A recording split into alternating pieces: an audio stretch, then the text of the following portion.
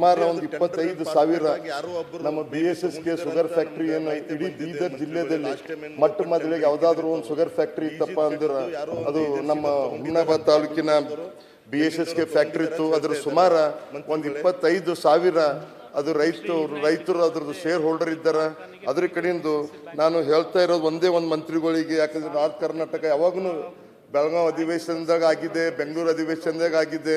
ಸುಮಾರು ಸಲ CM ಅವ್ರ ಜೊತೆ ನಮ್ಮ ಇನ್ಚಾರ್ಜ್ ಮಂತ್ರಿ, ಸಕ್ರಿಯ ಮಂತ್ರಿ ಮತ್ತು ಅಲ್ಲಿದ್ದಂಥ ಎಲ್ಲ MLA ಅವರು MLC ಅವ್ರ ಜೊತೆ ಲಾಸ್ಟ್ ಟೈಮ್ ಬೆಂಗಳೂರದಲ್ಲೂ ಸೆಷನ್ಗಿಂತ ಮುಂಚೆ ಮೀಟಿಂಗ್ ಇಕ್ಕಿದ್ರು.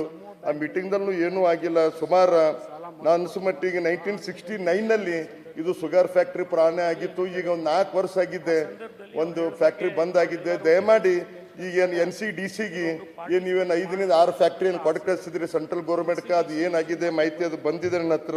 ಮಗರ ಮಂತ್ರಿಗಳು ನಮ್ದೊಂದು ಇದು ಇದೆ, ನೀವು ಯಾವುದೇ ಇದಕ್ಕಾಗಿ ಅಥವಾ ತಾವು ಲೀಸ್ ಆದರೂ ಕೊಟ್ಟು ನಮ್ಮ ಫ್ಯಾಕ್ಟ್ರಿ ನಮ್ಮ ರೈತರಿಗೆ ಅನುಕೂಲ ಮಾಡಿಕೊಟ್ರಂದ್ರೆ ನಮ್ಗೆ ಒಳ್ಳೇದಾಗ್ತದ. ಯಾಕಂದ್ರೆ ನಮ್ಮ ಬೀದರ್ ಜಿಲ್ಲೆಯಲ್ಲಿ ಮೇನ್ ರೈತರದ್ದು ಏನಪ್ಪ ಅಂದ್ರೆ ಶುಗರ್ ಕೇನೆ ನಮ್ಮದು ಜಾಸ್ತಿ ಬೆಳೆಸ್ತಾರೆ ಎಲ್ಲ ರೈತರು.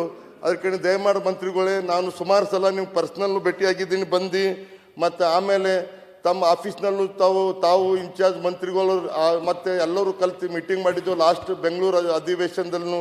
ದಯಮಾಡಿ ಅದಕ್ಕೆ ಯಾವುದೇ ರೀತಿಯಲ್ಲಿ ಮುಂದೆ ಬರೋಂಥ ದಿನದಾಗ ನಮ್ಮ ರೈತರಿಗೆ, ಬೀದರ್ ಜಿಲ್ಲೆ ರೈತರಿಗೂ ಅನುಕೂಲ ಮಾಡಿಕೊಡ್ತೀರಿ ಅಂತ. ಉತ್ತರ ಕರ್ನಾಟಕ ನ್ಯೂಸ್, ಇದು ಕನ್ನಡದ ಉಸಿರು.